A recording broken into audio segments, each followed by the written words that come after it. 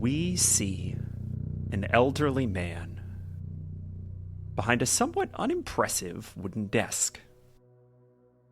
It is a little too low, a little too thin to clearly establish his powerful station.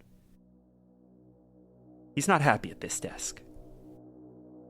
He would have much preferred his old desk. Solid, ornate, hewn from the rarest of elderwood. But someone lobbed it out his window. Someone, somehow, got through the armed disintegration trap on his office door, stole his imprisonment scepter, threw his beloved desk through the similarly trapped plate glass window, and vanished. Presumably into dust. That is the problem with these disintegration traps. If they ever get triggered, there's no evidence. You cannot trust your own eyes. Wrinkles on his face move like the slips of the dunes. His pale blue eyes fix on his half-orc subordinate, standing by the door at attention. He awaits a reply, but none is forthcoming. Don't you agree, Captain Axtrummer? Oh, for fuck's sake, man, at ease. As you wish, High Scepter. We see the half-orc relax his posture, hands still clasped behind his back. High Scepter toys with an inkwell on the unimpressive desk. So, Captain, what do you think we should do about this pesky little intruder? I'm, not sure there's much we can do, High Scepter, sir. You made it clear there wouldn't be an investigation. Neither you nor I can make out how they got in or if they got out. As you say, we can't even trust our own eyes. A crash rings out as the inkwell shatters an inch to the right of the captain's head. Blue-black ink running down the wall. If I cannot trust my own eyes, how can I be expected to trust you? High Scepter is on his feet, moving toward the captain. High Scepter, sir, what do you mean? I mean, this is all your fault. The intruder, sir? The museum, you impertinent fool! I put you in charge of recovering its secrets, and you go and let that ass of a curator blow it up! 10 years we toiled to find that tome, and you let it all unravel at once in the middle of a goddamned gala! And then, when tasked with cleaning up your own fucking mess, you delegate to some backwoods sergeant who can't even keep civilians clear of the wreckage. Axtrummer begins to protest, but chokes against the stiletto blade suddenly at his throat.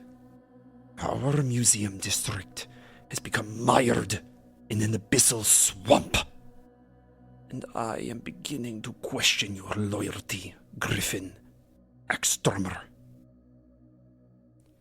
You failed in your commission and sabotaged your own reconstruction. Tell me, right now, why I should not bleed you out. Griffin remains silent, but for his heavy breath and careful swallowing. High Scepter pushes the point of the blade into the soft flesh of the captain's jaw.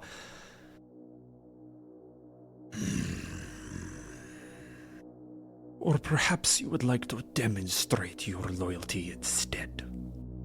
He whips the blade away, leaving a hook-shaped scar just beneath Griffin's jawline. Follow me.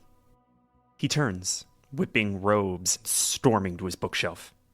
He confidently pulls out a thin tome from a high shelf and rakes his thumb across the edge of a page. Blood pools, filling subtle filigree channels on the page. The bookshelf wavers from existence, revealing the top of a spiral staircase. Scepter stands aside, silently demanding Griffin lead. Clacks on cobblestone, the cool, foreboding stillness of a dungeon. Torchlight, playing across iron bars, and the occasional heaving sigh from a cell, which Scepter moves to unlock. I believe you are at least nominally familiar with the traitor, Hakota Agra II. And how is the Lord Governor today? Fuck you. Charming.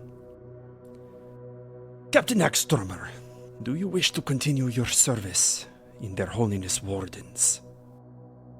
Yes, sir.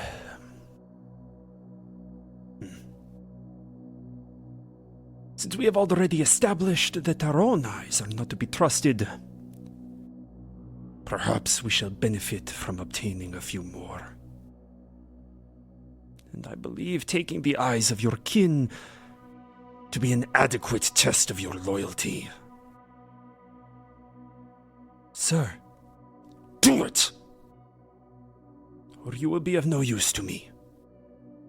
Do you understand? His voice explodes from his chest, bouncing fractured off every wall. Blood trickles from Griffin's right ear, and he nods. Scepter hands him the stiletto blade, turns, and walks out. We follow him out to the center of this dungeon and then to a back wall. Another filigree rune awaits, carved into the stone. He fills this one too with his blood and vanishes.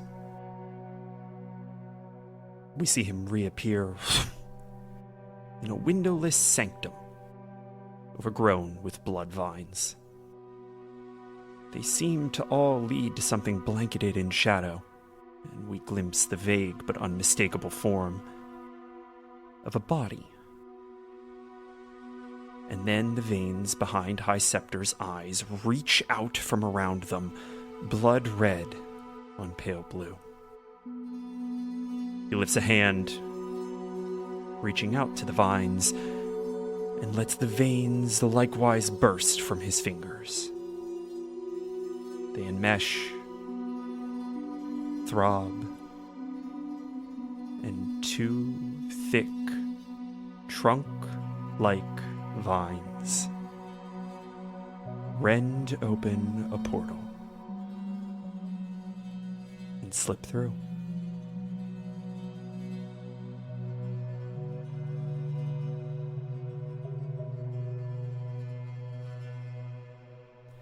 Isaac, a gecko has just handed you the wooden sandal of your friend and presumed benefactor, Porky. Looking from your demeanor, little friend, I'm assuming he doesn't want me to do his laundry, so I'm guessing Porky's gone on his last vacation. The gecko bows its head, and it is eclipsed by its large, wide-brim hat. About back. Yeah, I think that's probably about the size of it. From what the geckos said, they can't find him. And Matron sits back on her haunches in this new and plasmic form. You know, you're a lot calmer than how God was when he was in this gelatinous situation that you found yourself in. I'm guessing you have more experience with this? Let's just say I've been here a few times, eh? Oh, that makes sense. Apologies, I'm disassociating. I lost someone who was kind of a mentor, kind of a friend, and I don't know how to deal with it. So this is what I'm doing. I'm kind of like distracting myself. Yeah, I kind of figured that would be the case. Ugh. This is bad, right? This is not good. Oh, a god died? And he looks at the seed. No, I don't think it's any good. What do you mean? Why are you asking rhetorical questions right now? I'm sorry. I lashed out. That was on me. Again. You good, buddy? No. You need a moment? You need some orange slices or something? I need time that we don't have. Speaking of which, we should maybe tell the rest of your little troop that we have less time than we thought.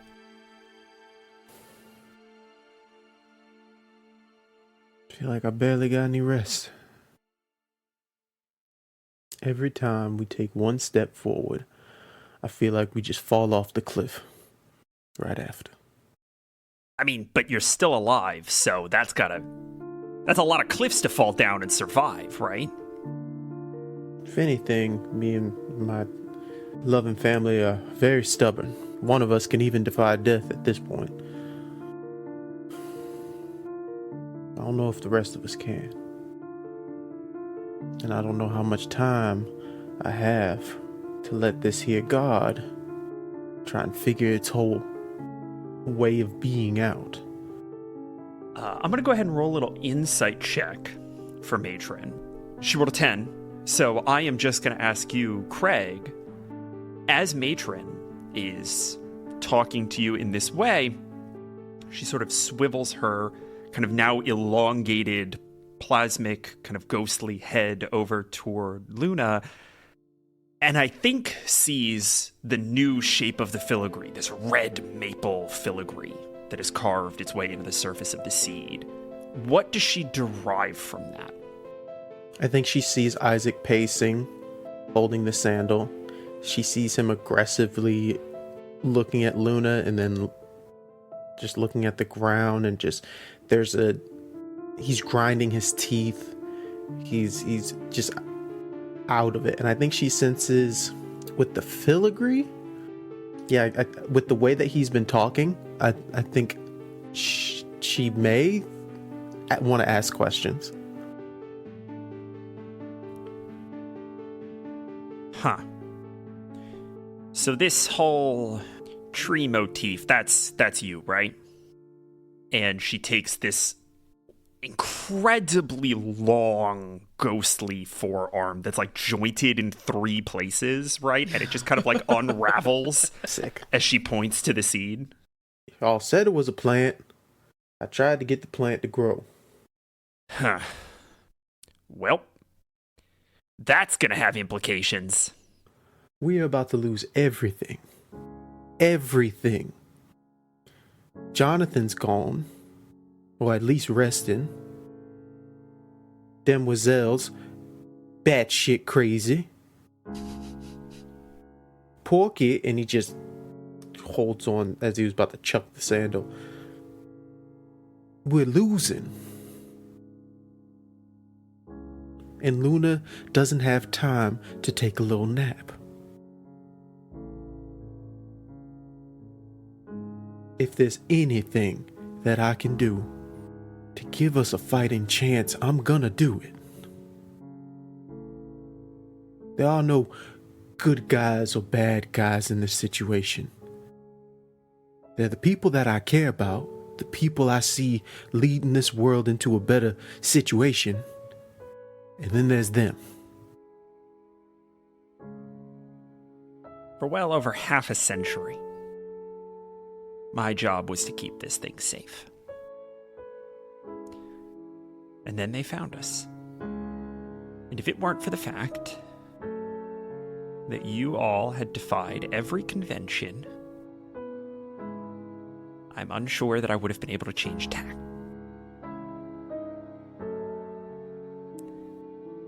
You are right. Bigger things are at play here. And it is no longer serving us to just stay safe. And she kind of slinks up close to you, hovering just inches away from your face, and says, "But I caution you This, Isaac Agstrummer, do not go it alone. If we're going to win this, we're going to need everyone we've got. I'll make sure everyone chooses the right path to take. Craig, I am going to leave it to you. Do you want to invite anyone else into this situation? Are you disseminating this information? No, yeah, he's gonna tell the squad. He just knows he's probably, Isaac's old, so he's the first one up when it comes to going to sleep, It's 4 a.m. Yeah, I was going to say, I think slowly, probably Guard at first, who does not sleep, and then Safra, who was pretending to sleep. Oh my gosh, June and Isaac the only ones who sleep anymore? What is going on? I think June technically has like the 4-hour trance of an elf. Oh my gosh, that's right. Oh my god, Isaac's just there for like 12 hours like... And everyone's just like, what is he doing? Like, for real. June's totally left. sleeping in, though. She got knocked out. Yeah, She's no like... There's like the drool, like June's bubble immune to sleep coming is out for 8 hours. A solid REM 8 as an elf. You get hit with the spell Benadryl and it's a wrap. Oh, fuck. Oh no, boys. Gonna see the Hat Man tonight. Question. For all that Benadryl you're doing. Yeah, what's up? To Craig, is Isaac telling us what he did with Luna? Ooh, I know what he does. As he's telling as he's holding Porky's sandal, that's another god we've lost in this whole thing. What? What? Catch. Who did we lose? Ah! He throws the sandal to June. She reaches down and picks it up. How do you know he's dead? Well, either that or he's very upset about the fact that he's walking around with only one of those very difficult, probably, to walk in sandals. Isaac, sorry, what do you mean another god? I mean, did you and Jonathan converse on if he was going to be of any assistance? What about you, God? You and Demoiselle catch up when you took that L? She got a big army of undead spirit animals coming to charge and help us out in this war? I do not think so. Okay, so that's 1, 2. Isaac, Jonathan is helping in a lot of ways right now. He's not gone. He's there and he is helping. I mean, Sligo has fucked off, but... Oh shit, was I supposed to... That's what I was gonna say. I didn't do a good job at keeping my god in, I don't think around anybody us. is assigned one god. That's not fair to you or the god themselves. They're their own people. I'm just saying, we got put in this whole jargon of save the Demoiselle world. is a bird. That's okay. You know what? My mistake. They're all their own individuals and entities. And Sligo, if there's one thing Sligo knows how to do, it's fuck off and not want to be remembered by anybody. So, if anything, they're right where they usually are. And Isaac turns to this Luna. He's just like, and it seems that Luna's already taken part in the world around us.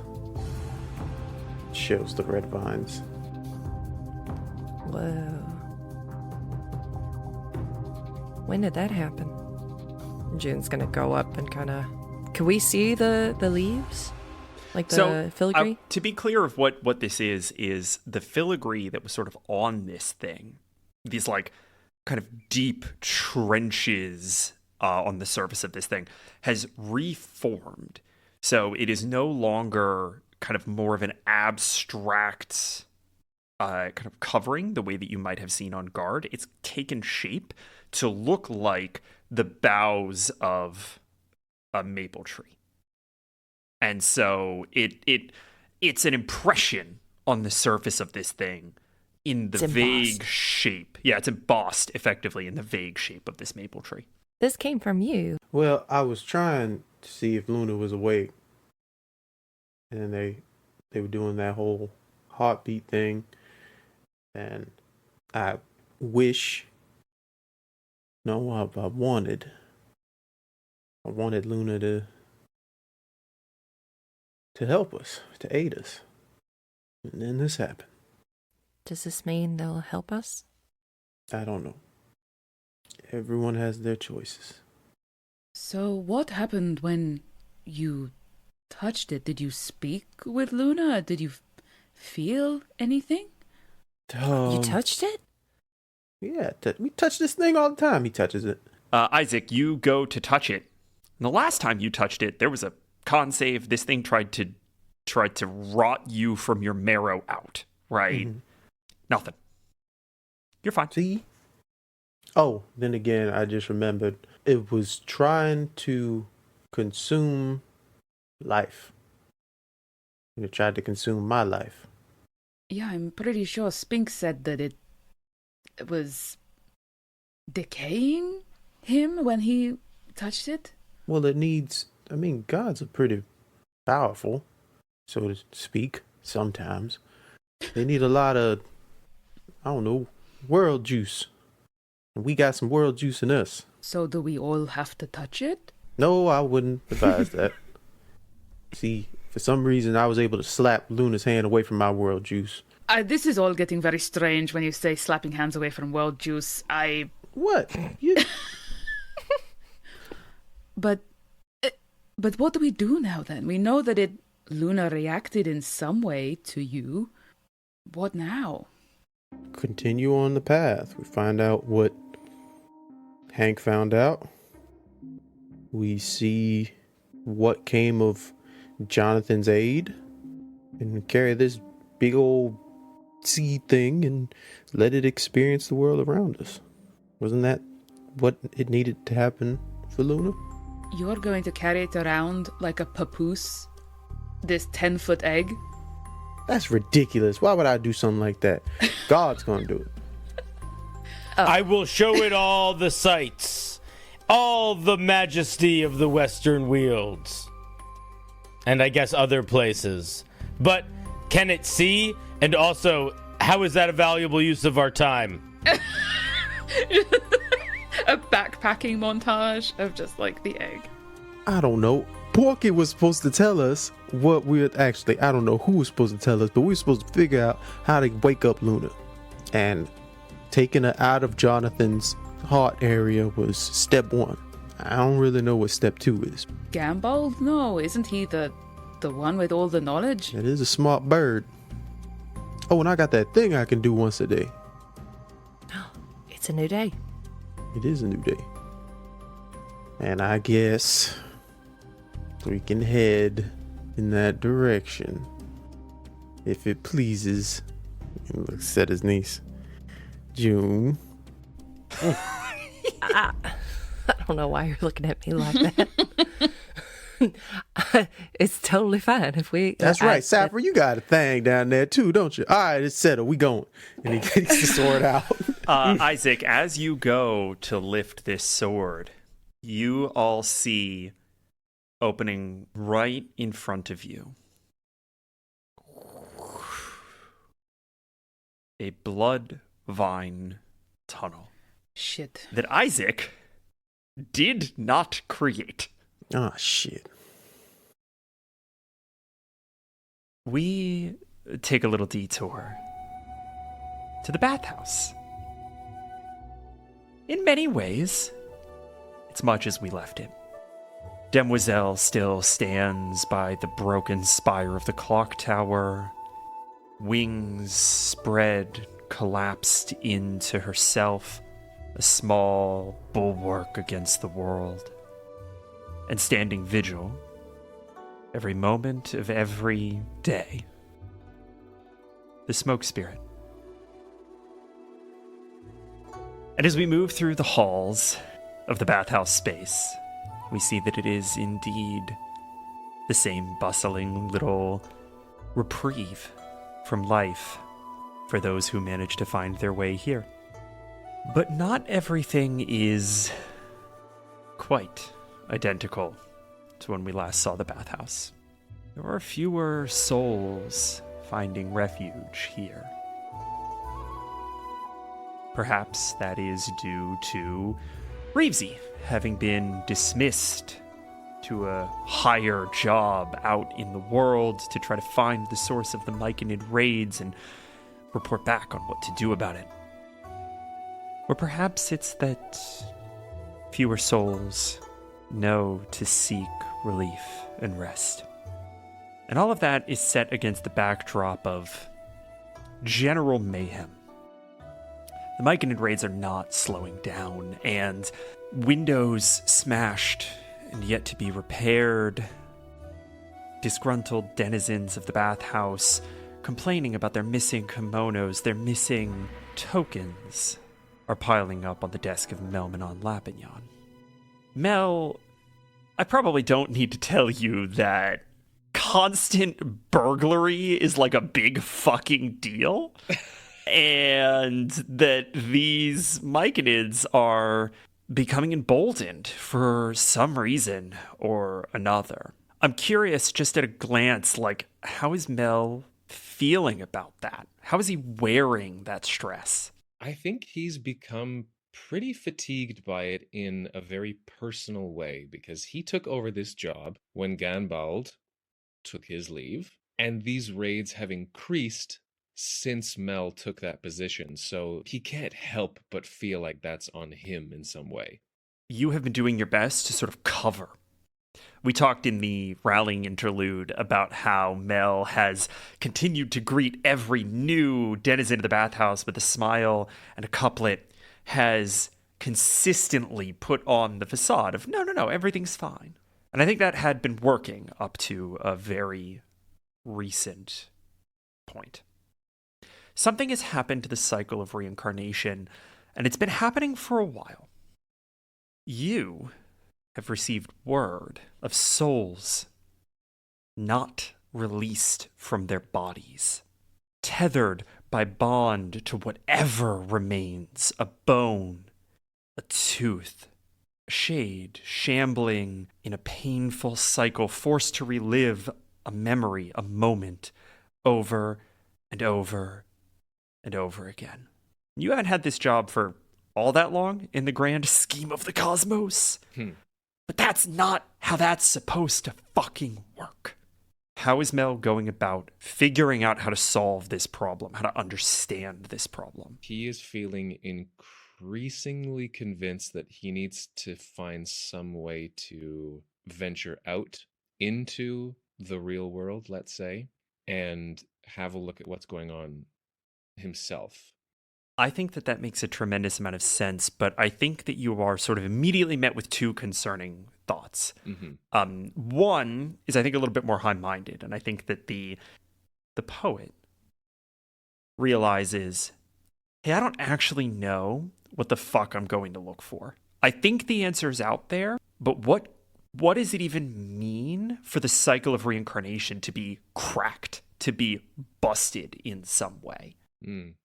The other issue is warden brain Mel, where the warden in you says, hey, where the fuck are these tunnels? I haven't seen one ever.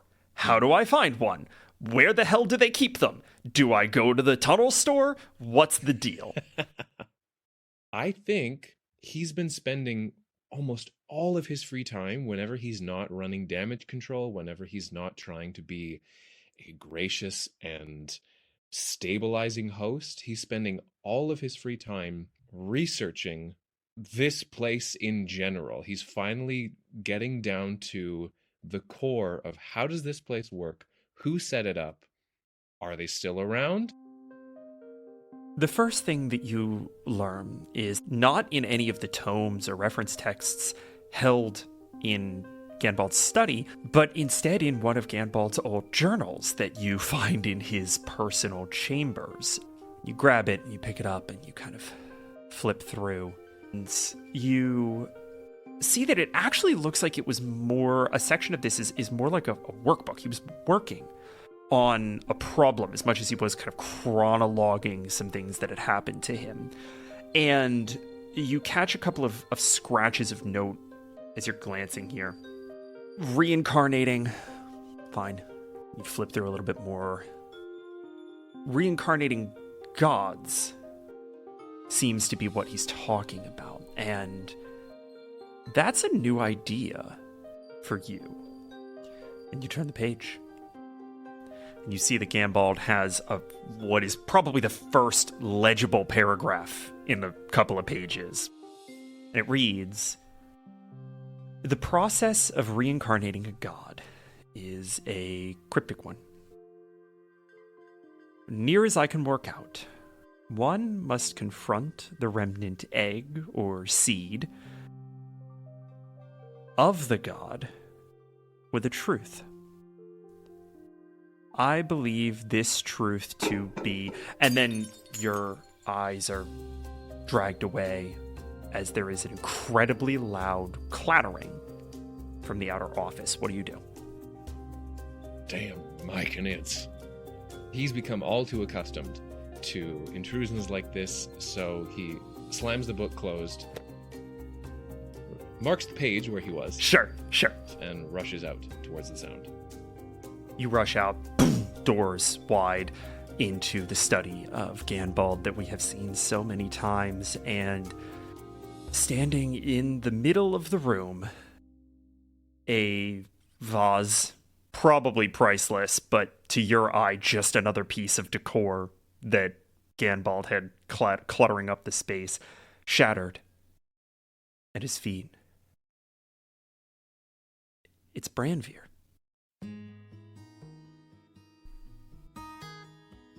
Melmanon Lapignon. Who would have thought I'd find you here? Remind me, Branvir is in somewhat of a rhinoceros form?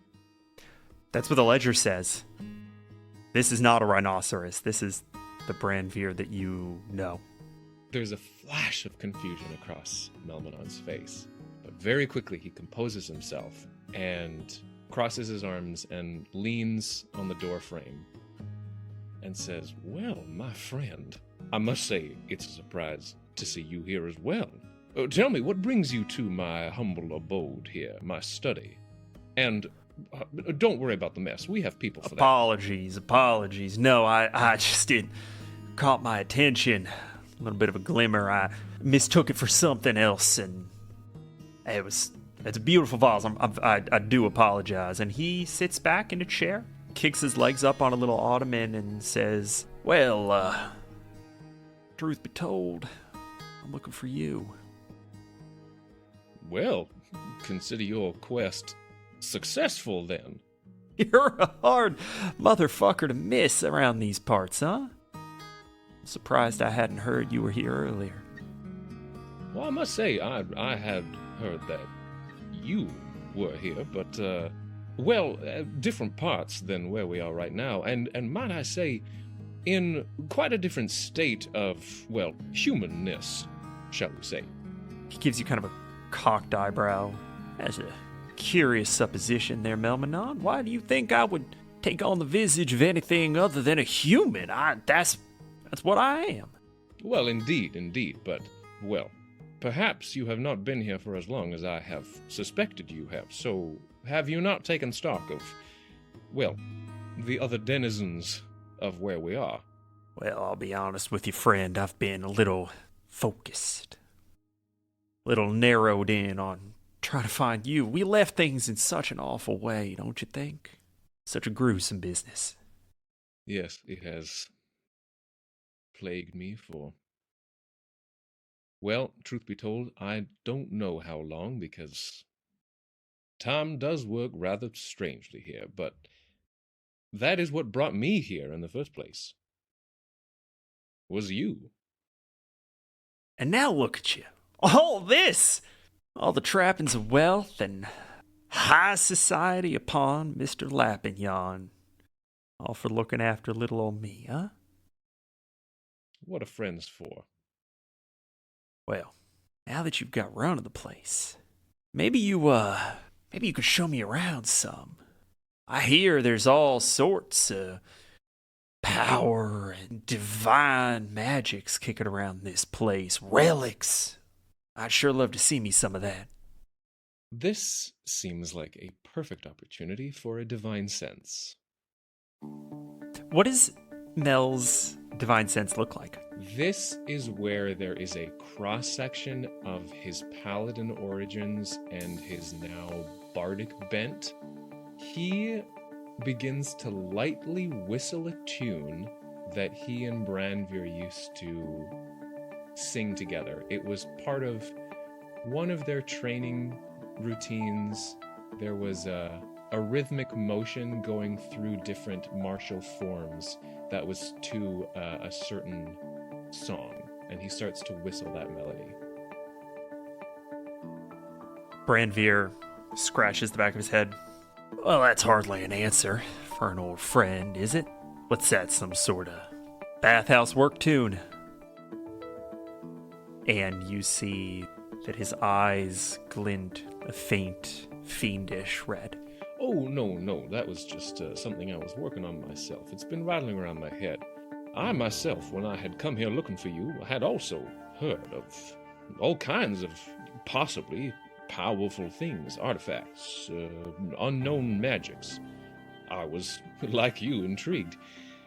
But I have found that this place runs quite remarkably on the backs of hard-working folks.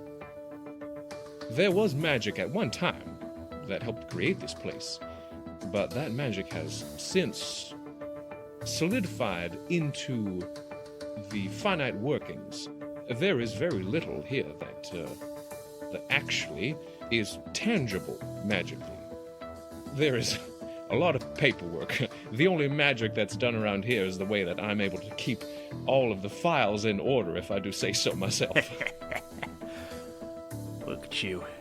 Ed Hard show, huh? Go ahead and give me a deception check. While you were talking, I rolled a little insight. You're trying to beat a 24. Oh, no. I rolled very well. Well, I do think a nat 20 will do it. God damn it! Oh! For a total of 27. 27. That's so fucking good. Oh my god. I could say I'm disappointed that the stories don't bear out. It is just good to see you. And he stands up and he opens his arms for an embrace and steps towards you. We're gonna go into initiative.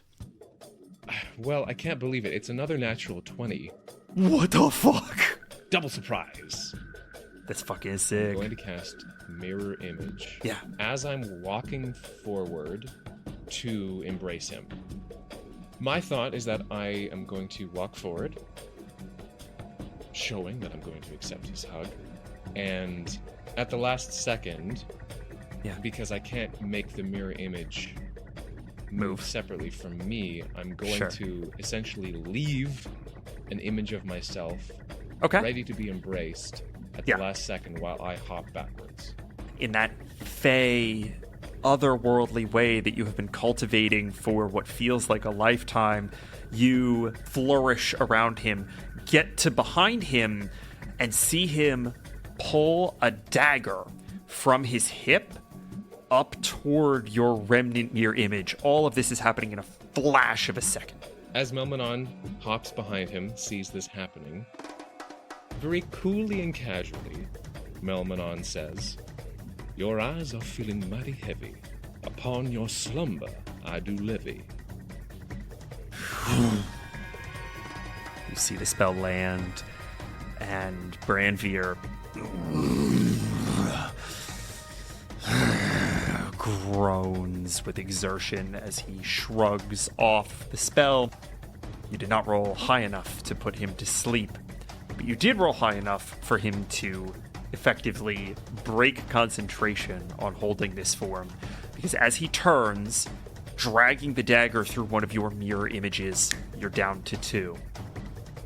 He turns to face you and is now 9 feet of writhing blood tendrils, and he is going to whip the dagger at you. The dagger pops through another one of your mirror images. Where do you reappear? I'm going to give you a repositioning thing here. I'm going to reappear behind him again. Boom. You are behind him again. This time, he is going to turn around and he is going to try to bring his fist down on you. He rolled a nat 1. And so the way I'm going to interpret this is that you get a beat to react to this fist coming down at you at like Mach 2. Mel frantically looks around him quickly, again, bullet time. Yeah. Sees something out of the corner of his eye, and without thinking, grabs it and holds it up above him so that the fist will glance away from him. And the item that he has grabbed is Jonathan the Turtle's shell. This fist is gonna make contact. You are bracing yourself. You're like ready to roll this off of you. You are desperate that this antique tortoiseshell is going to soften some of this blow. And it never comes. And I imagine that Mel is like kind of behind it a little bit, this buckler-sized shell, kind of squinting, bracing for the impact, and you look out around the lip of this thing, and this vine golem just has a fist borne above it and has its faceless gaze fixed on this shell. He can't resist doing a little move of the shell back and forth to see if the gaze follows it. Oh, absolutely. No insight roll required. This thing wants that shell. He stands up, holding the shell out in front of him, but rather casually so now, and he says, "Well, this is an interesting predicament." And he's going to cast Magic Circle. I would like to contain this creature, if that's possible.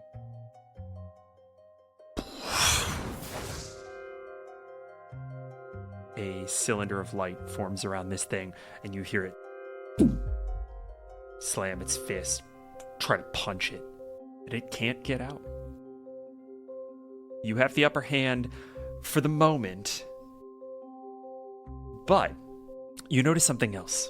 The door to Ganbald's study is open, and it occurs to you that this thing got in here somehow.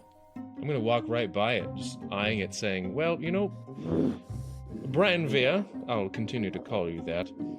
You take a little chill here. We do like to operate on rest and recuperation, so have your quiet time there. We'll deal with you in a little bit."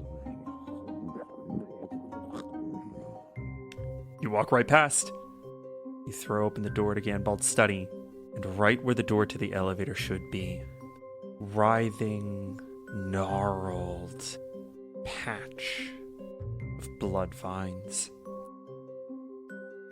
A tunnel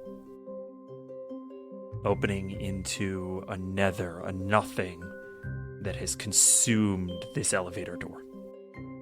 And to himself, under his breath, Melmanon says, "Oh, I did say next time the opportunity presented itself, I was going to jump, didn't I?" Oh.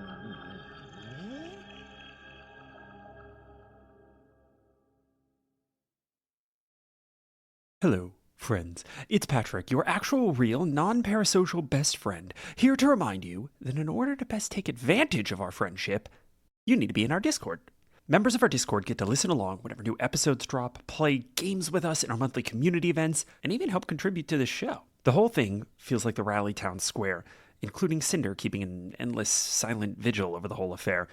So if being watched by an eldritch automaton who's actually your literal best friend feels like you're kind of seen, head on over to discord.gg/unbalanced encounters. And if not, we still love you, though you will have to compete for our affections with our League of Rally Defenders. They are, of course, Darlene Wallace, Darksteel Panda, Derek Silverstone, GamerTube HD, Icewind Gale, Lord Dreamer, Lucas Carter, Michael McFarlane, Patty, Randolph Jenkins, and Reshis Snivy.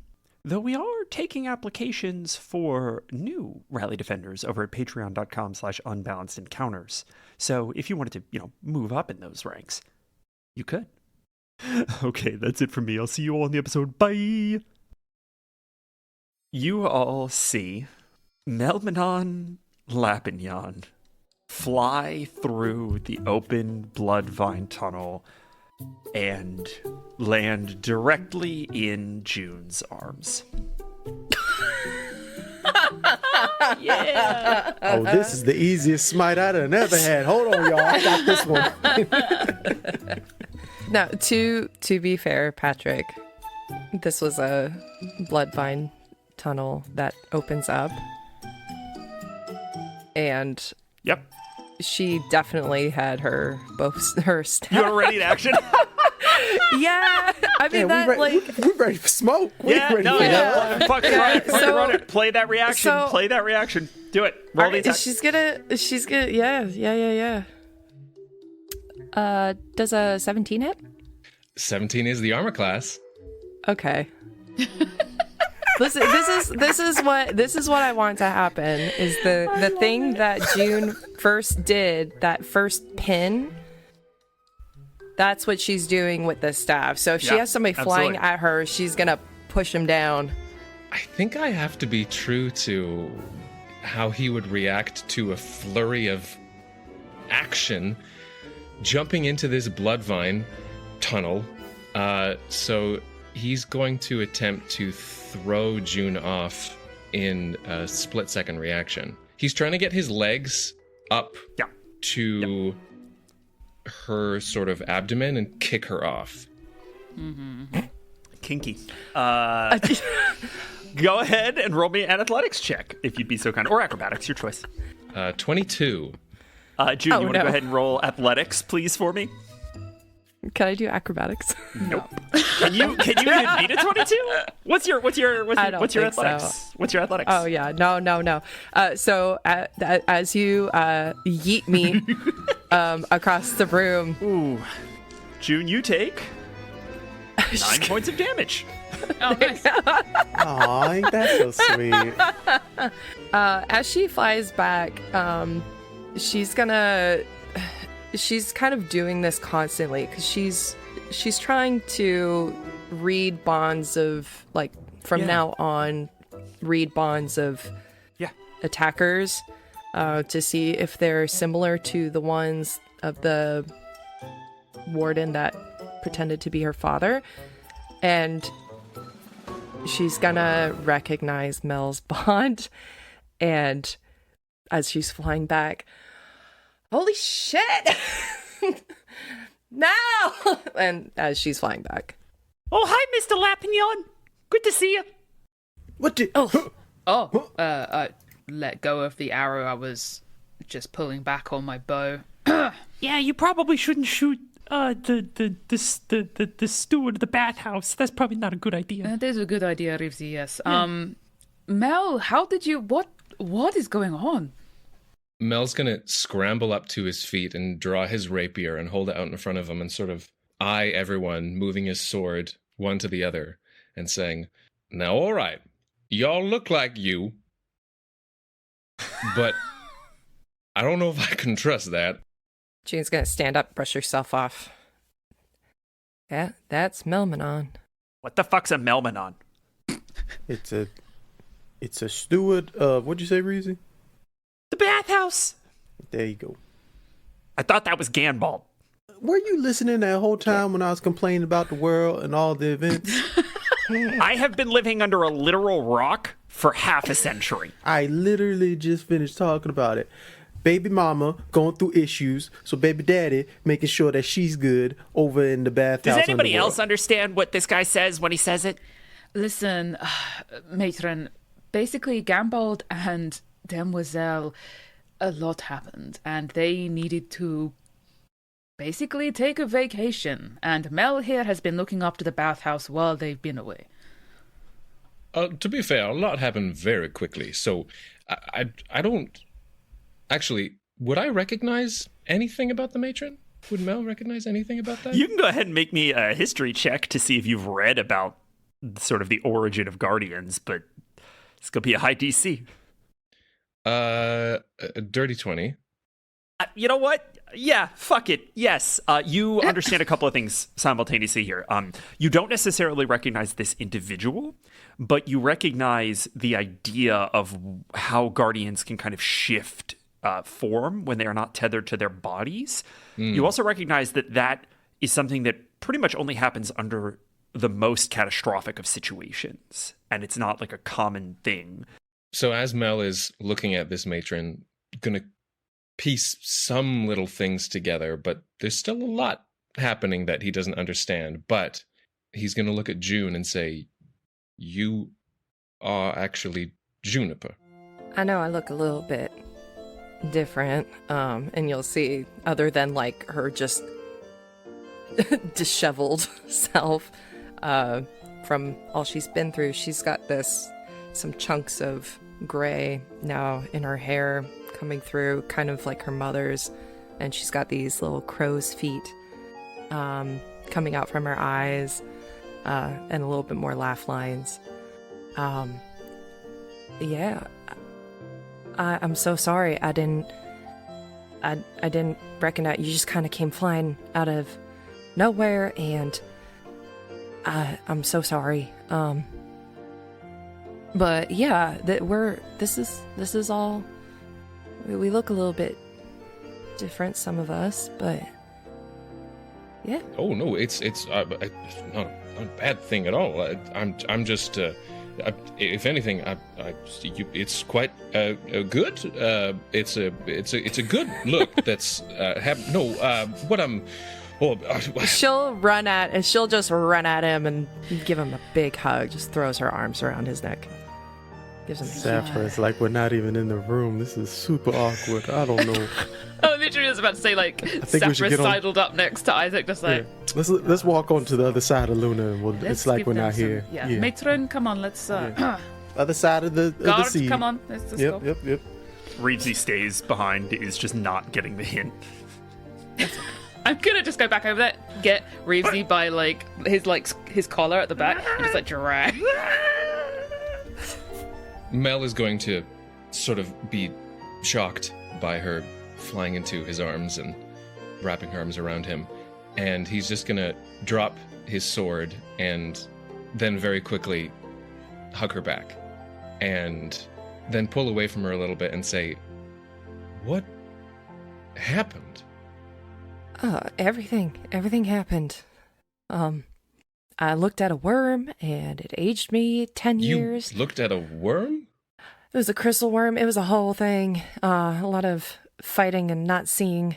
I don't know if, I don't think you saw this, and she'll pull back and, show you her hand. And she's got, a spectral blue hand. There's just... Whoa. A lot of change. I lost a hand. No big deal. I'm so sorry. Craig and Emily just called me on this, and they're absolutely right. Yeah. The hand thing. She never had a hand. I never had a hand. That's right. The spectral hand, the projection hand, is new. The not having a hand, not new. Oh yeah. So she'll just hold it up. This is new. And that's very cool. Helpful.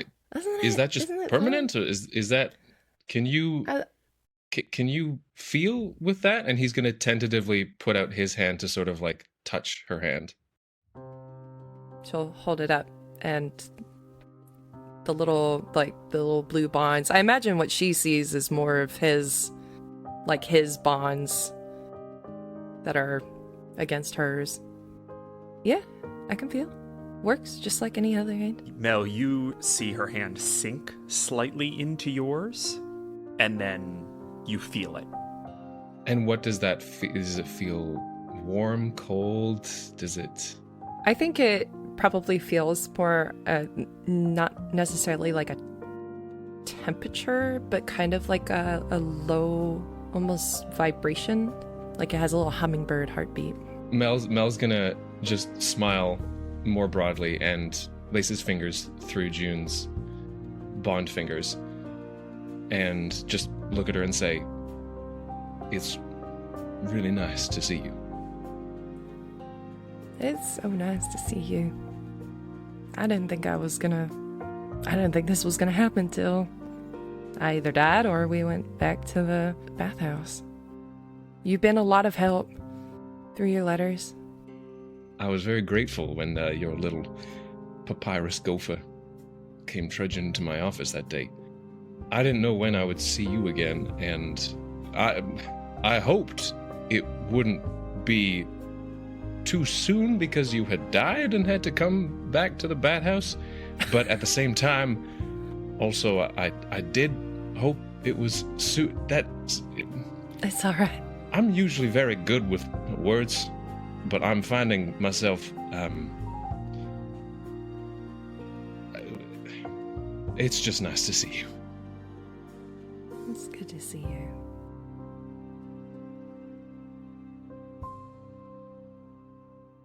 Everyone is huddled behind Luna, just like in a big pile, waiting for you two to like give the go-ahead that you're done with your moment of privacy.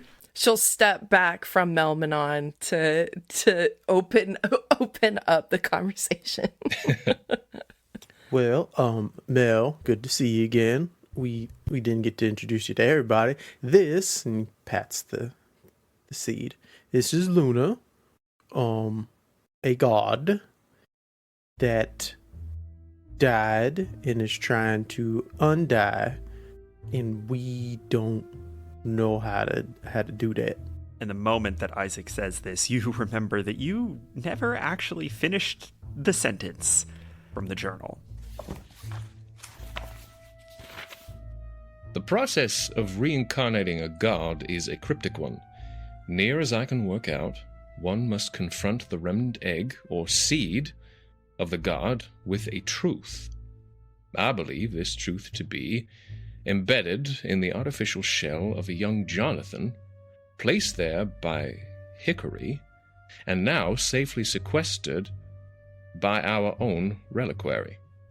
As it was I whom laid poor Corey to rest, it is now among my sworn duties to not let it fall into the wrong hands, or claws, or fungal appendages. Damn myconids. I take umbrage to that. Oh, sweet Jesus. I didn't see you there. What? Hi, how you doing? That's Bartleby. I have been raising Bartleby from a young sprout. I have trained him well. I did not know you had names. Yes, and we've also learned the power of friendship and community. Isn't that right? Yeah, it's true. And maybe you can start being nicer to them too. Well, Bartleby, it is mighty fine to meet you. And I do apologize for any offense. Yeah, we're good. What's this about the turtle shell, though? Always interested in learning a new turtle fact. Well, yes, it sounds like the seed can be found inside one of Jonathan's shells. Did he say the seed or did he say the truth? The truth. Yes. Now, I actually have here a young Jonathan shell, and he refers down to his left wrist where he's wearing a little turtle shell as like a buckler shield over his wrist. You are all free to make perception checks here. Can I just do a divine sense? Yeah, of course you can. You gonna try to do that quietly, or are you trying to do that very visibly? Very visibly. Okay. What's that look like? Oh wow, that's right. Oh, okay. It's now a tone, a pressure. Huh. That hits the room. And with that pressure, things that would be counted as celestial fiend, undead, they all have different frequencies and tones that kind of become more enhanced and strengthened via the sense. Isaac,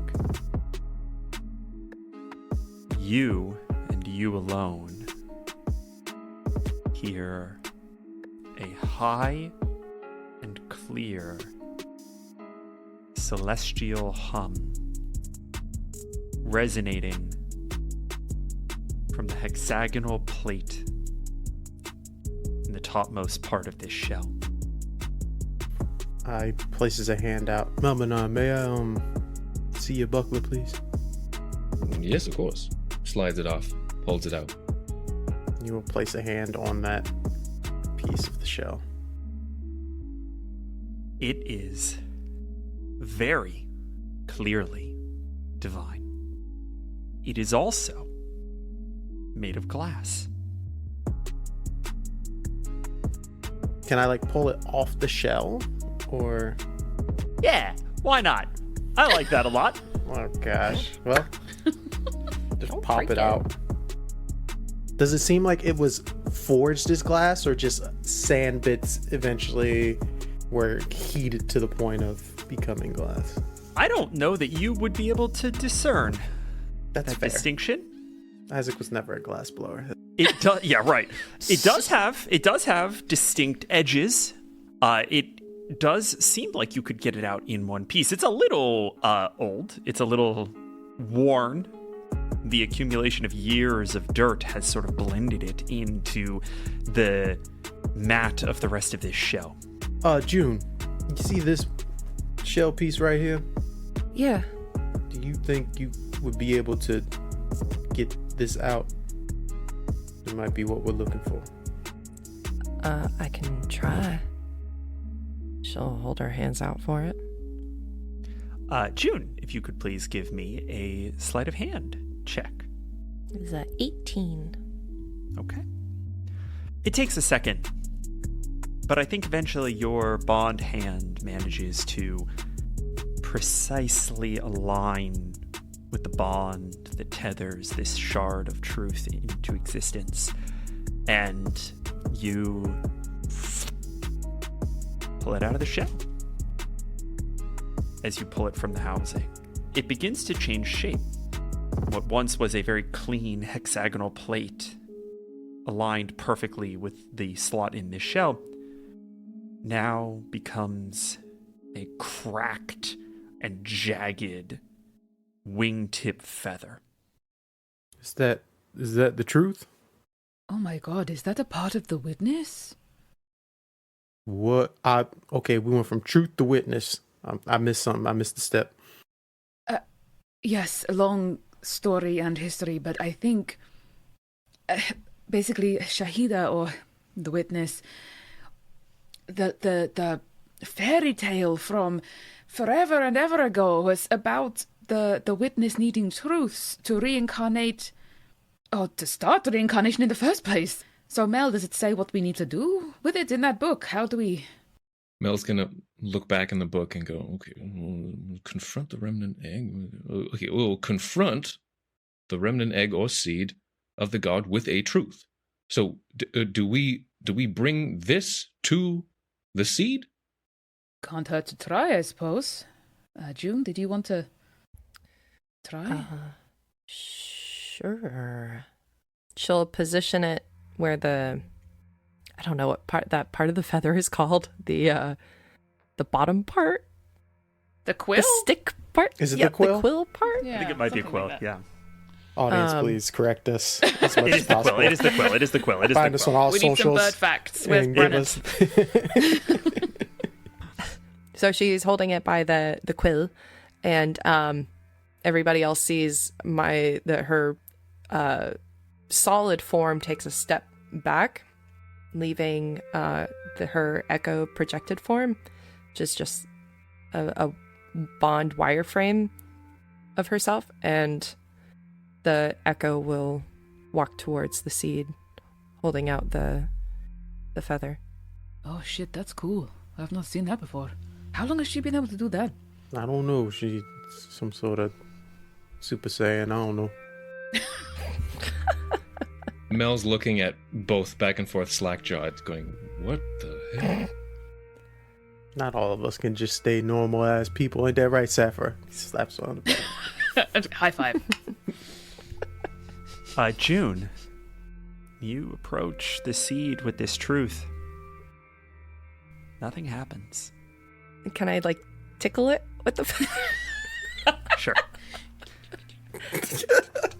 Give me This will do it.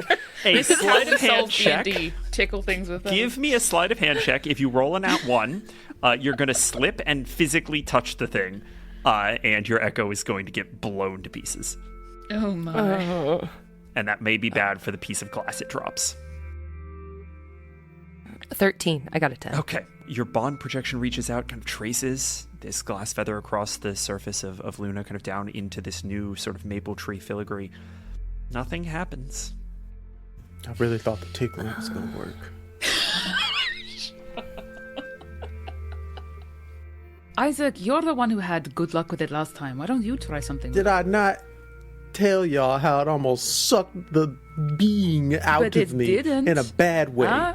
Listen, you're the only one now who can actually touch it without it doing anything to you. So Fine. Come Give on. me the damn. And he snatches the feather from the echo. Bond protection goes and stands right back next to her and crosses its arms. I just two moody Junes. There's just two Junes standing there. And then I look at Luna. All right. Maybe we got off on the wrong foot. But now we're going by the book. Literal book over there telling us what to do. So I got this here truth. And he's going to say out loud a truth. I am not the leader that Riley ever deserved, and I can never be that for it. And he will try and press the feather onto the seed. Please make me a dexterity saving throw. Why is it dex? Okay, I'm gonna use my inspiration. Okay, that's better. Flat 20. Okay. He's trying to give you a hug. Roll for initiative. June, you see Isaac channel this belief through this shard of glass and the bonds that tie it to the world and begin to form to Luna, which again, the bonds to Luna are nigh infinite, turn a suppurating blood red and hiss and explode as Isaac attempts to exert his will over what the truth actually is. And Isaac, you are blown back about 5 feet. You do not fall prone. You do not take damage because you did pass the save. But you are blown back 5 feet. I do it. Jesus. Did it work? I don't. Oh God, I'm in the afterlife. No. I done died. I knew it.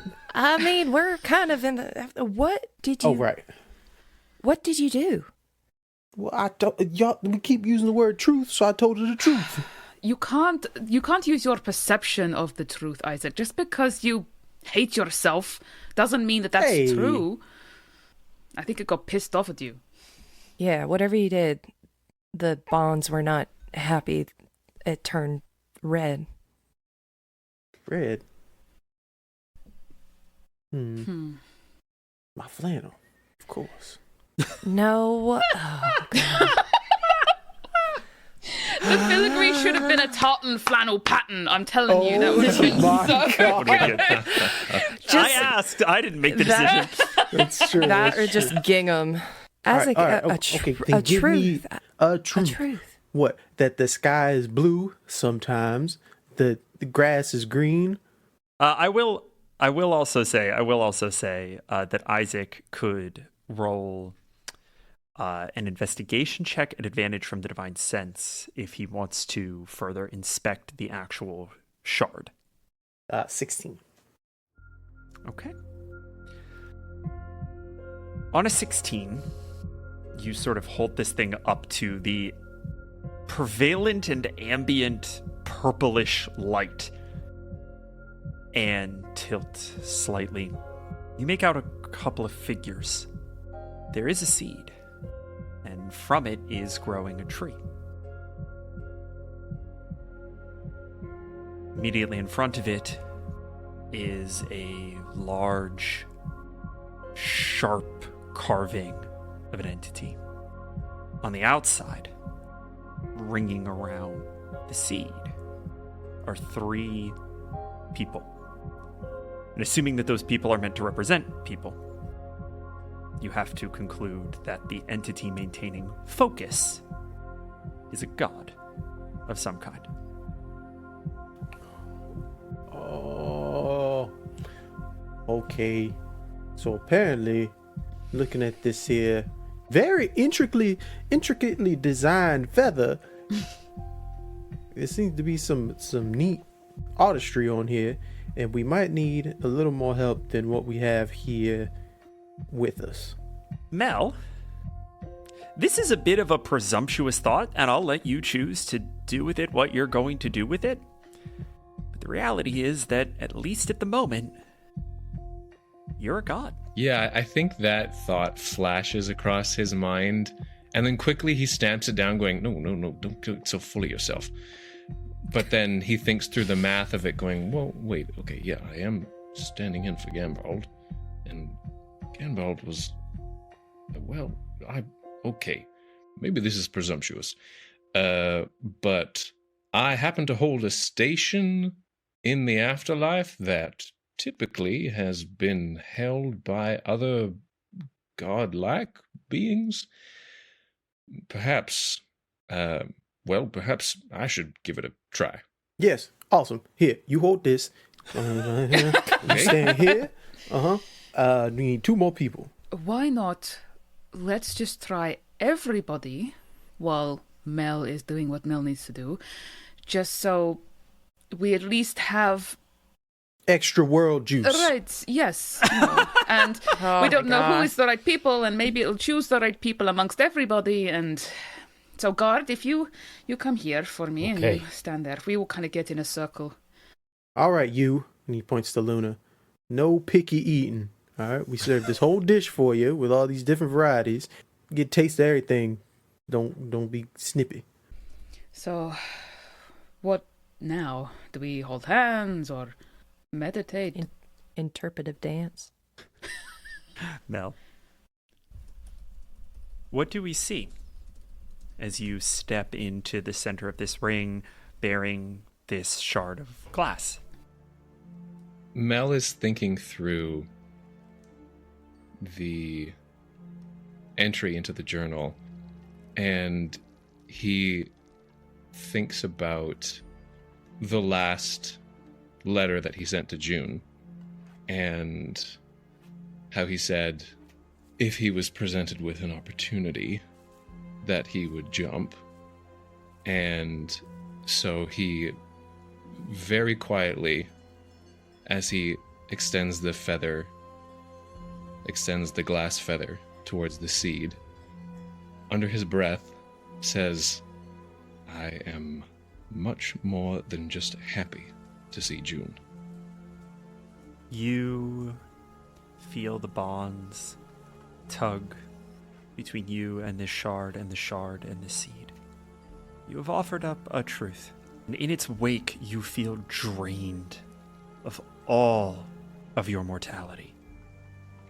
And with that comes a bizarre lightness, and the rest of you see Mel begin to hover just off the ground.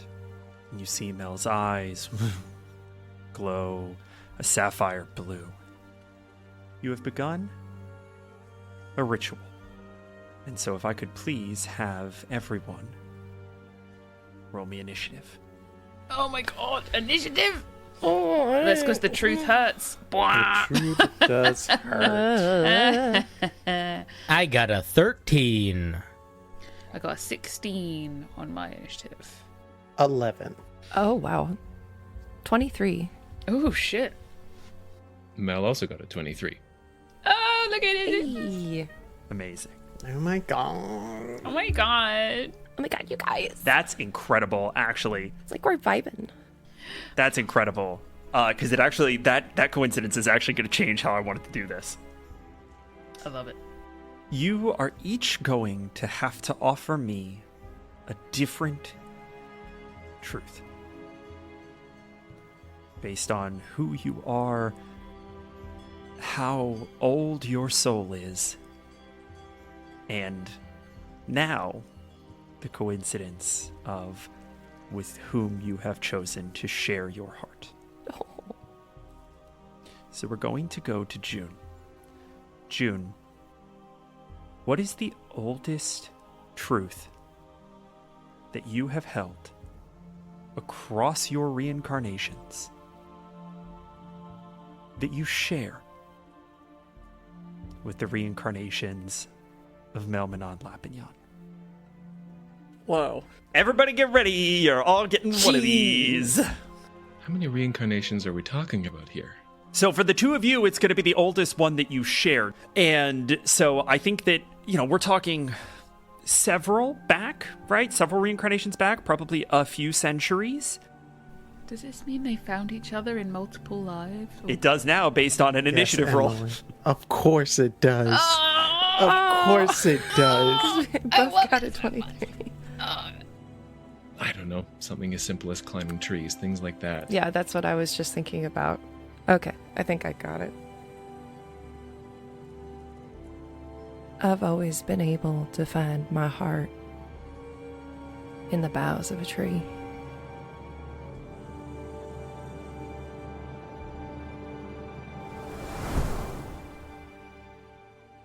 June is not as old of a soul as many of our party. And so the world that we see her former life occupy is a somewhat familiar one. Alien only in the fact that the world is still rife with living gods, and that she has made her home in the trees of the southern beaches of Altair. We see a red squirrel leap from the bough of an outstretched olive tree and land comfortably in another. June, using your current wisdom modifier, could you please roll me a perception check? That's a 12. June, you see, nearly too late to act, a kite diving for a gray squirrel that has ventured too far out of the protective foliage of these trees. Calling out will not work. They will not have time to react. You are within one full round of movement. It's probably not 30 feet because you're a fucking squirrel. Away. I don't know. Have you seen a squirrel jump? You think you can get there. What do you do?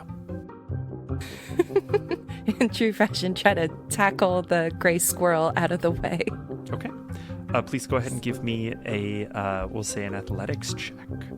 If you break a 20, you both are going to be unharmed. If you break a 15, one of you is going to get injured. If you fail to break a 10, one of you is going to die. No pressure. It's a 23 again. The dice are paid actors, man. God damn it. June, you collide with this gray squirrel in a decidedly proactive move for a squirrel. And the two of you roll down into a far more secure little crook of the branch. And Mel, this red squirrel has just dive tackled you as you hit the trunk of the tree. You see a kite narrowly miss grabbing you for its breakfast. I frantically say to the red squirrel, It's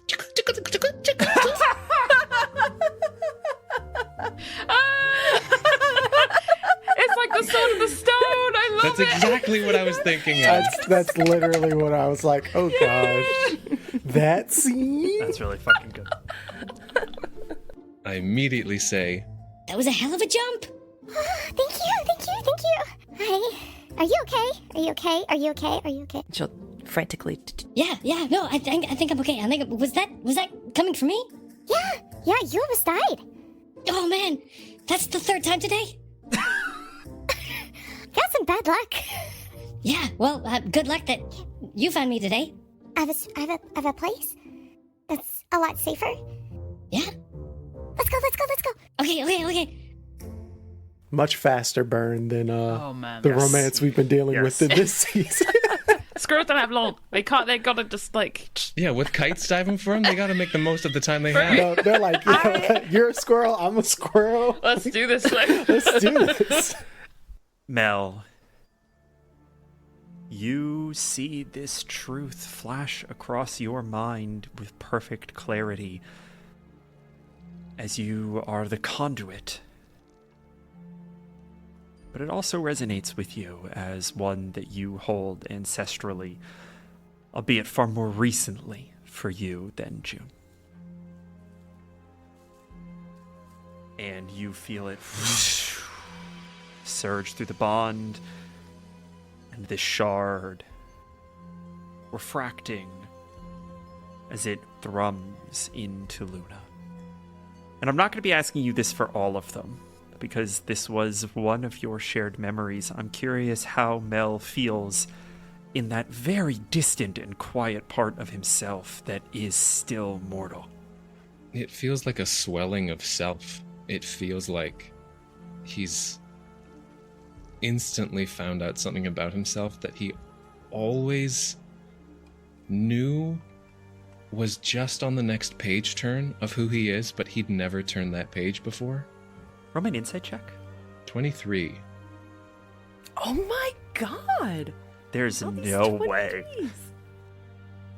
Both of you take inspiration. Fuck this. Y'all are linked on some kind of special level. I don't know what's going on. Mel, as you roll an incredible 23 on that insight check, you turn the page and have the heavy realization that there will be a choice in your future. And it will matter all the more for this realization. And we move on. Saphra. Oh no. What is your oldest memory from your first incarnation? Oh man, I was thinking up the thing that June had to think up, and I wasn't. Oh, they're thinking all about going to this. be different. They're all going to be different. Saphra has had many, many reincarnations. Hundreds, I think, at this point. I think her first reincarnation, or her first life, before even reincarnation, was a gecko. What is the truth? The oldest one that you hold. That no matter what happens to her, a part of herself will always come back. We cut to a gecko. Skittering through the underbrush of the great central forest. This is a time before the small gods of the trees, and you are going about your day, doing whatever it is that geckos do to find their food. Licking my eyeballs. Yep. Chilling. Good stuff. Getting that gunk out, the sleep out of the corner of your eyes. And from the distance, you hear the clanging of cymbals in step to a march. And the dum, dum, dum of small drums. I think the lizard brain is kicking in, and tiny gecko self heart beats very quickly. You see its chest and its eye is sort of darting around trying to see where this noise is coming from. You skitter up one of these giant trees that we now know to be called elderwood and give yourself a vantage to see a funeral procession. The body has been laid out, resplendent, on a wooden stretcher, as what seems to be an entire village of humans and elves transports their recently dead to one of the few vacant spots of this forest. You see them break ground and begin the burial. Lit incense, torches as the day grows dark. And they say their prayers, they sing their songs, and they leave. And as you watch, you see a little shoot from the grave, a little green sprout. Like, plant has just suddenly grown really quickly. I think I twitch my head to one side. And in that sort of very gecko sort of like, suddenly move, stop, kind of go down my tree and over to the sprout. And just sort of cock my head and watch it grow. I need you to make me a dex saving throw. Oh no! Don't hurt me, I'm so small. 16. As you go to inspect this sprout, we see you kind of nudge it, nuzzle it a bit. And then all of a sudden, roots shoot out of this grave, and the sprout twists and gnarls into the trunk of an elderwood tree. And unfortunately, your tail is caught beneath one of the roots. Without even thinking, because again, we're dealing with lizard brain, baby. Just the tail detaches, and I scurry away through the leaves, back up to my tree where I'm safe, panting, my little body going as I watch this weird whatever the fuck is happening on the ground. And I've learned I shan't be doing that again. You see the tree tower to the canopy, grown to full in an instant. And you glance around and see the very beginning of a new tale. Mel again. The sense of self that always remains. The sense of self that is impervious to the crest of the wave. And we move on. Guard is a little different. And so, Guard, my question for you is, what is the truth that begat your existence? I think that Guard flashes back to Rally for a brief moment, and he sees Elmira trying to pull the axe out of the ground, and then he flashes back further to one of his first moments in Rally, saving the Wolverine pups. And then I think he flashes further back to something that he has not thought of before, or even really knew that he could think of before, of a guardian that looked quite a bit like him, helping move massive stones to help build the base of some temple. And then I think he flashes further back into a slightly different form of a tall, sort of elongated, more ethereal-looking guardian. And they are on a ship, and they are helping to navigate. They're pointing at stars and course-correcting a navigator. And then I think he flashes again to another form, a guardian that is sort of small and hunched over, almost like an orb with many of these intricate arms, and they are working together to help weave this tapestry. And he's flashing through all of these very visceral feelings that feel like he's remembering having these moments. And they are completely different.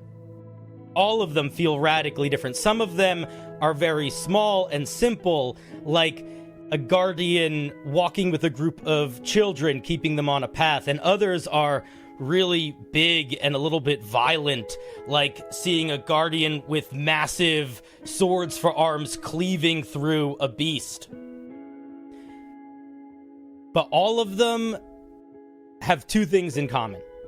One, Guard is present. And then the other is that Guard is helping. And I think that the truth that Guard feels, that he understands what it means to be a guardian, it's more than being a protector. It is being a gardener. It's being a guide, and it's being somebody or something that helps. I like the sort of broad, this is what it means to be a guardian, right? I wonder, would it be interesting to you to take this all the way back to what we know is sort of the first guardian, that moment where the witness created something in order to help, in order to intervene? Yeah. If that's interesting to you, I love that. I love that so much as to what it means to be a guardian, that fundamental moment, that fundamental truth of tending one's garden. And so my question to you is, what was the first moment of that? When the witness took this truth and used it to breathe life into this new kind of helper. I think that the moment of the first guardian, when the witness broke a part of itself off to create the matron, was the moment that people were able to access magic. And I think that the first guardian was set in place to help people safely navigate and responsibly navigate this new tool, this new power that they had. And I think, Guard, you see this moment flash across your mind's eye as a child playing in the great central forest. And I think that you see this child kind of clamber up an elderwood tree and snap a little twig off of the branch and just kind of idly begin chewing on it. And they relax into the crook of this branch and for a moment let go of everything that it means to be a person. Their innocence and the warm sun on their face allows them to forget tomorrow, forget threat, and to simply be. And they feel a little swelling in their chest as they continue to nibble on this little piece of elderwood.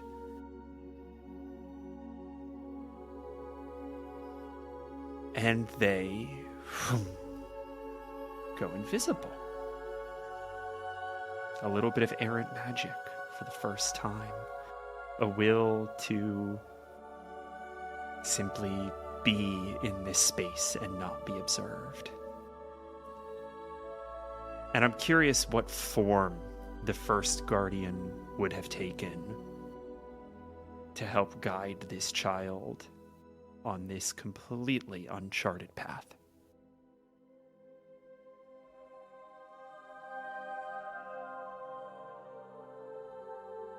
I think the first guardian, at first, would look sort of like an owl. But on second glance, it would fold almost in on itself, and it would not be an owl, but a giant moth with these two big owl-like eyes on the wings that kind of manifest the same visage of the witness, this almost kaleidoscopic filigree going down and around the wings. Just sort of a quiet, fluttering force. I think that you hang there for a moment and follow your first seminal instinct to observe. And then realize that your objective is different than the witness. You have to guide. And we flash back to this ritual, and Mel, you are hit simultaneously with an intense string of truths from both guard and matron, one after the other in perfect, reflective synchronicity. Individuals, indistinct in the sea of what it means to be a guardian. And you channel that fundamental push, the essence of the witness, into this seed. Isaac, this is your first life. You have not had the benefit of eons of lived experience baked into the bond of your soul. But you know who you are. So I ask you, what is the earliest held truth from this current life? I think we go back to a memory that we've already seen. One of Isaac with his brothers at a tree, and a pile of leaves are gathered as a safety nest for him and his younger brother Griffin to dive into. And as they're falling together, and Isaac's holding onto his brother to take the brunt of whatever impact is about to happen as they fall down, an older Isaac voice comes out.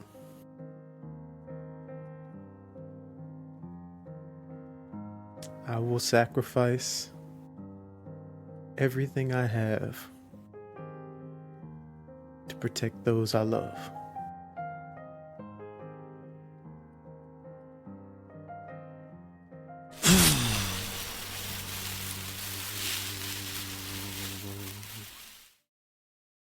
Mel, you push this final truth into the seed, and all of you see a mycelia of roots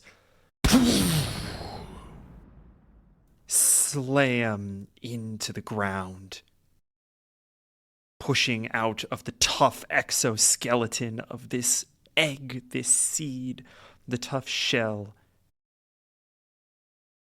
covering the ground in all directions. And that white mycelia texture very quickly hardens into the wood roots of a maple tree.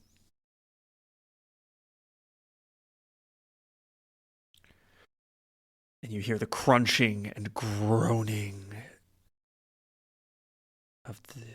of the shell weakening. And from its top, a single sprout that then pushes out, spreading itself into the canopy of this place, slow at first and then faster and faster as it rushes to fill this endless nether. I need all of you to please roll me perception checks. I think Sappho has a weird notion of, like, feeling... like, just a flashback of the fucking gecko, like, ah! It's a 6. A 16 again. Oh no, that's a 9. Sorry, looked at it upside down. 13. Sappho, you are the only one to notice that from this mat of maple root, blood vines push through the floor of the nether and begin to wrap themselves around the seed. And then all of a sudden the canopy halts and slowly begins to retract. No.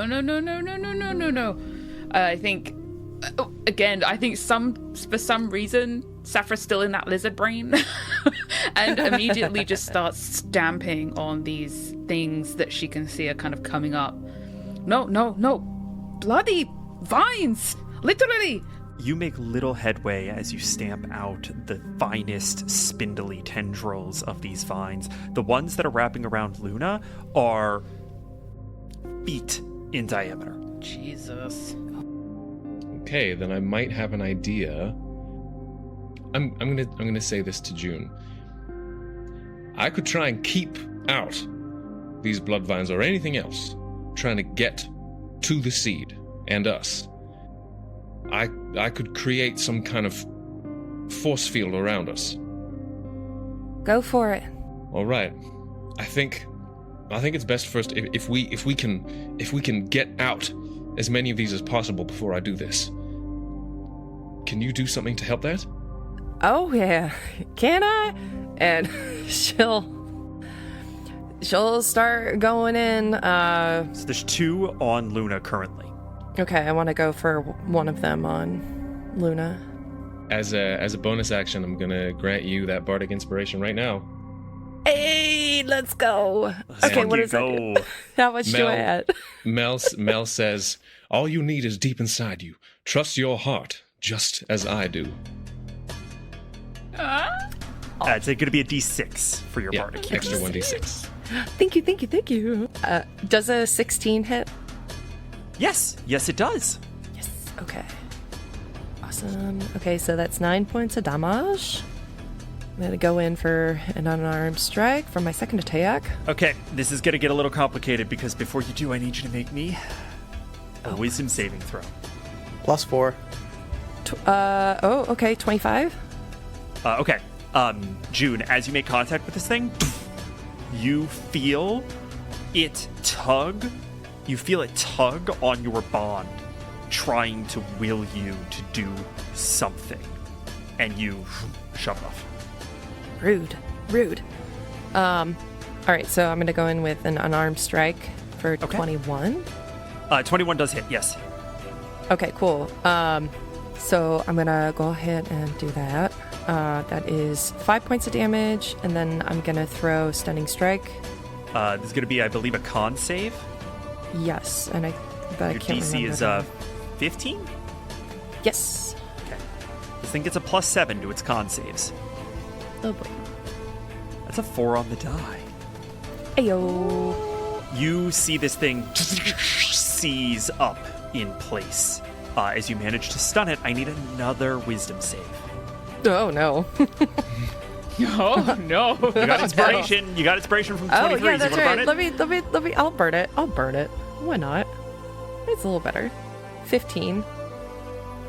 19. Oh, 19? plus 4. Holy shit. Yeah, absolutely. You clear it. No question. Uncle coming in clutch. You are very clearly getting the sense that every time you hit this thing, it's like the infections that you guys were killing. Every time you hit it, you've got to make this wisdom save. All right. Flurry of blows. Let's pop it. 16 hit? 16 does hit, yeah. Well, my wisdom save was a 19 plus 4, so 23. Okay, cool. So go ahead and give me damage for that, and then roll again. 4, 25 to hit. That hits. Do my wisdom. 14? That's after the plus 4. Yeah. Go ahead and deal damage. 5 points. Okay. And before we resolve that wisdom save, are you going to have your bond projection which is already out, do an attack against this thing? I mean, let's just go for it. This thing does look like it's pretty badly hurt, so another hit may not be a bad idea. Let's go ahead and do an unarmed strike with it. It'll come flying out from behind me. And you do have advantage. It is still stunned. Okay, the first one... There it is. Net 20 for a 27. Boom. Yeah. Booms. Nice. Give me the crit damage. 11. June, you get in, hit this thing with your quarterstaff, punch, punch, punch. On that last punch, you feel this thing grab you and throb against your wrist as the veins in your head burst out and begin to knot themselves into a crown of thorns. Oh, God. Absolutely not. You were under the effect of the Crown of Madness spell until your Echo, which doesn't have to make this saving throw, this wisdom save, punches this thing and this vine dies. Yes. And you feel your veins retreat as they should. Oh, gross. Jesus. That was a lot of information really quickly. That was a lot of information. Did everybody really quickly. see that? We gotta get out of Everyone here. clocked it. Everyone clocked it. Everyone clocked We need it. to leave. One Oh, God, of it's two. so embarrassing. One of two are dead. Mel, it's your turn. I think Mel thinks his best bet here, because he has to stay put channeling this ritual. I think his best bet is still to try and prevent others from getting in rather than trying to just get this last one out. So he's going to think about the spell that he cast on the Bloodvine Golem before. That was a little bit out of instinct. He didn't know exactly how he cast that, so he thinks back to, okay, that worked before. Let me try and do that again. But now he's trying to channel it through his poetic magic. Yeah. So it's a little bit unrefined. So he says, within this realm, you shall not pass, else we're all going to kick your ass. Hell yeah! And he casts his magic circle. Yeah! Descends over Amazing. Luna and Mel. And to be honest, that's a narrow fucking fit, right? Like 10 foot cylinder just gets the both of you. You actually see that you have to be very up close, like inches away from the seed in order to fit into this space. Which creature type are you picking? Because you don't actually know what creature type this is. I remember detecting the fiend before that Branvir was Done. Nailed Yes. it. Got it in one. We love players remembering information. Yay. Amazing. I think I'm going to treat this as a push out. Yeah, that's in my head. That's what. Yeah. That's what I was thinking. So I can say It's a that- charisma save. It's a charisma save. Okay. For this. So you're going to protect yourself and Luna. And this thing needs to make a charisma save to not be forcibly ejected from the magic circle. What's your spell save? 17. This thing gets a -5 to charisma saves. It has to roll a 13. No. What am I talking about? It can't do this. It has to. Oh yeah, even I have with to a get a nat 20. Oh, unless I don't yeah, honor that's true. crits on saving There you go. throws. So, nope, that's it. This thing gets a -5 to charisma. Get out of it. This thing flies back, and I am actually going to ask for dex saves from Saphra and Isaac as it hurtles in your direction. Yeah, fair enough. DC 10. 10. Oh, nice. Oh, a 15 for me. Okay, you both dodge out of the way as this thing flies back, and Mel is ensconced in the circle. That is going to be Mel's turn, I believe, and we are going to jump to Saffron. So is there now just like a tendril flailing freely in the void? It seems to be anchored to the, quote, floor of this nether. It's like coming up through the ground. Okay. But that is a nebulous thing, so kind of like a wibbly-wobbly inflatable tube man type. Yeah. Image. Sure. Okay, great. Isaac, I don't know if you can, but you need to get us out of here. We need to find where these are coming from. And Saffra is gonna try and fucking shoot this motherfucker. For a bonus action, before I do anything, I'm going to cast Divine Favor. Your prayer empowers you with Divine Radiance until your spell ends, and weapon attacks deal an extra d4 radiant damage. Nice. Yeah. Saffra remembers she's got that scarf with the bell on it, and she holds onto it tightly, and the bell sort of rings under her sort of shaking hand for a second, and then she pulls out her bow and fires. Does a 17 hit? 17 does hit. 17 in total damage. Okay. This thing takes that. It's hurt. It's not that badly hurt. I'm gonna do it again. You need to make me a wisdom saving throw. Oh no. A 9. Oh fuck. +4. Okay. Okay. Saffra, likewise, you feel the veins rip through your head. Gah! You are not actually going to make that next attack. God damn it. Instead, you are going to be compelled to turn your bow on Isaac. Isaac, you see Saffra put an arrow in this thing, and it rears up, whips a little spat of blood on her forehead, and the veins erupt into the Crown of Madness. What do you do? So I see this this vine kind of affect my friend. And I think back to when I cast Divine Sense earlier. And I felt the celestial being. Did I feel an undead from Saffra? Holy shit. Fuck me running, yeah. Yeah, you would have. Oh my god. And as I see what's happened to my friend, and I see these vines and everything's going wrong yet again, I reach deep down into myself and I channel my will into the atmosphere. And I'm gonna cast Conscript the Faithless. Can you read that for us? Sounds so Are you gonna intense. take control of me? As an action, you present your holy symbol. Each fae, fiend, or undead within 30 feet of you that can hear this will make a wisdom saving throw, DC 16. The creature is charmed for 1 minute or until they take damage. Should I roll? That's fun for me, yes. But you're not the only one. You're not the only one. You're not the only one. I want to do the vine first. Okay. It gets a +4 to this roll. What is the save? It's wisdom for 16. 12 or higher, and this thing saves. Okay. That's a 10. Oh my god! You control the vines now. We're gonna deal with that. We're gonna deal with that in a second. Saffra, please go ahead and make me a wisdom saving throw. That is an 8. Saffra, you drop your bow. You are still not in control of your actions, but you and this vine realize something. You realize that this will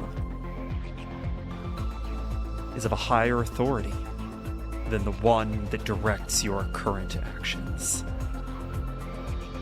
Isaac's will is more powerful in this moment than whatever is governing your blood. Can I tell it's Isaac? Yes, you are charmed by Isaac. Isaac, what does that look like? What does she feel in this moment? You feel a rage and a hate to use the word again, but will to get an objective completed, which is get everyone out of here safely. Mm-hmm. And we wrap initiative. Isaac, you have a beat to act. Saphra has called that you should get out of here. You, from the corner of your eye, see another one of these blood vines pushing up through the nether floor.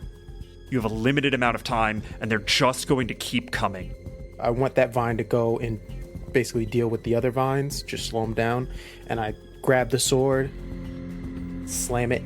Could I, with that charm, see the direction in which these vines are coming from so we can stop them? Absolutely. Abso-fucking-lutely. Yes! You know their Nice. provenance, you know their origin, you can use your sword to get us there. What do you do? That's what I would like to do. I'd like to use the shift to shift us towards the direction of where these vines are coming from. Isaac, you rend this hole open and glance around, gesturing for everyone to shepherd through. We're going to give everybody else a final beat here before you dive in. Realizing that she's about to leave and that Mel is not going to be coming with us. Her bond projection is probably closer to Mel, so she'll switch places with it really quick and leap up and whisper in his ear, "I promise we'll see each other again soon. Be safe." She'll give a really quick peck on the cheek and drop back down. Yes!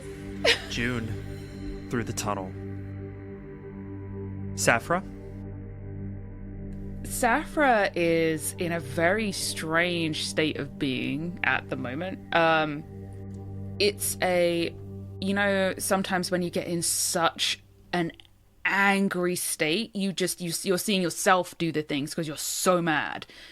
It feels like that. So Isaac is like, "Get in the tunnel," and she is just like seeing red and charging towards it and just like diving in, and like there's a lot going on inside her head, but she can't really do anything about it. Guard, you're last in the initiative order. I turn to Bartleby. You have grown much. As have I. I must go with my family. You go get yours. Let's meet at the castle. I'm on that bus. Allez! Guard, you turn and stare down the endless abyss of this tunnel that Isaac has rent open. Do you jump? I take the axe in my hand and I dive in. And Isaac, you turn to face the group. We're gonna end this once and for all. Let's get the world in the right direction.